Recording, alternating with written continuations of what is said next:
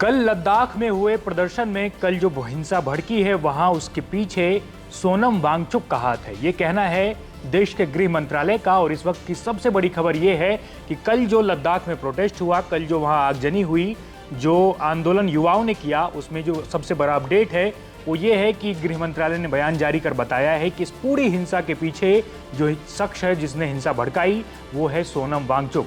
आपको बता दें कि कल जो है हजारों की तादाद में जो है छात्र वहां पहुंचे थे।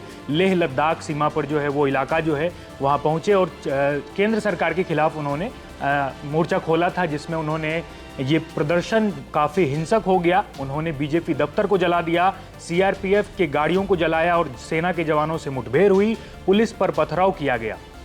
और ये आपको बता दें कि उसके बाद जो है ये मामला गृह मंत्रालय के पास पहले से था। गृह मंत्रालय के साथ बातचीत लगातार जारी थी और अब गृह मंत्रालय ने यह बयान जारी कर बताया है कि इस हिंसा के पीछे सोनम वांगचुक का हाथ है। और गृह मंत्रालय ने यह भी बताया कि सोनम वांगचुक ने छात्रों को, खासकर जो जेनजी है, उनको नेपाल जेनजी आंदोलन के तर्ज पर उनको बहकाया गया, उनको फुसलाया गया और फिर उन्हें भड़काकर उन्हें इस आंदोलन में शामिल कराया गया।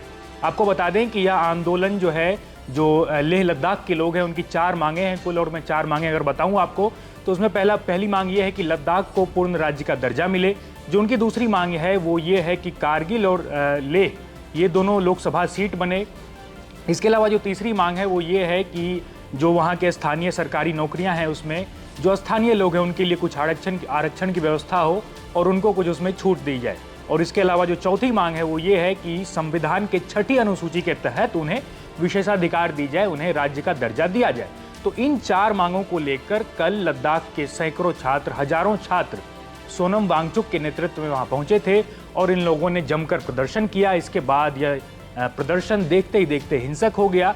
पुलिस बल वहां भारी जो है प्रदर्शनकारियों की तादाद को देखते हुए वहां पुलिस की तैनाती भी की गई थी। केंद्र सरकार द्वारा जो सीआरपीएफ के जवान थे और जो स्थानीय पुलिस थी वो भी वहां जमा थे। लेकिन उसके बाद जो वहां आंदोलन कर रहे छात्र थे उनकी पुलिस से झड़प हुई, उनकी सीआरपीएफ से झड़प हुई और यह आंदोलन इतना हिंसक हो गया कि इन्होंने सीआरपीएफ की गाड़ियों को जला दिया। और आपको ये भी बता दें कि ऐसा कहा जा रहा है कि कल के इस भगदड़ में, कल के इस जो वहाँ पे हिंसक प्रदर्शन हुआ, इसमें कुछ मौतें भी हुई हैं। हालांकि ये अभी तक स्पष्ट नहीं हुआ है कि मौत की संख्या कितनी है, लेकिन ऐसा कहा जा रहा है कि वहाँ कुछ मौत हुई है, कुछ जो है जान माल की क्षति भी हुई है। और ये प्रदर्शन जो है इतना भीषण रूप ले लेगा किसी को अंदाजा नहीं था। और आपको ये भी बता दें कि इस पूरे प्रदर्शन का नेतृत्व सोनम वांगचुक ही कर रहे थे।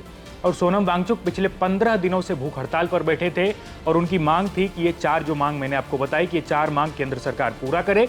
और आपको ये भी बता दें कि साल 2019 में जो है धारा 370 हटाया गया था। उसके बाद जो लेह लद्दाख जो है इनसे कुछ विशेषाधिकार जो इनको दिए जा रहे थे इनसे छीन लिया गया। तो उसके बाद से ही यानी 2019 से अब तक यानी 6 साल का एक लंबा अरसा है और उनकी मांग है कि हमें पूर्ण राज्य का दर्जा मिले। लेकिन अभी तक इसको लेकर केंद्र सरकार की तरफ से ना कोई पहल की गई है ना। हालांकि आपको ये भी बता दें कि इसके लिए बातचीत भी लगातार की जा रही है। जो वहाँ के जो इस आंदोलन के लिए नेतृत्व करता है, जो सोनम वांगचुक है, उनसे भी लगातार बातचीत हो रही है।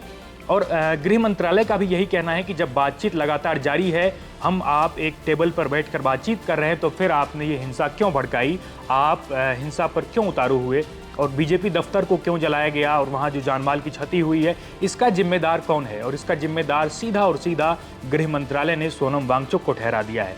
कल जो भी प्रदर्शन हुआ वो हम आप तक लगातार पहुँचा रहे थे और आज भी इस पर जो भी कुछ अपडेट आ रहे हैं हम आप तक लगातार पहुँचाते रहेंगे। तब तक के लिए देखते रहिए India.com।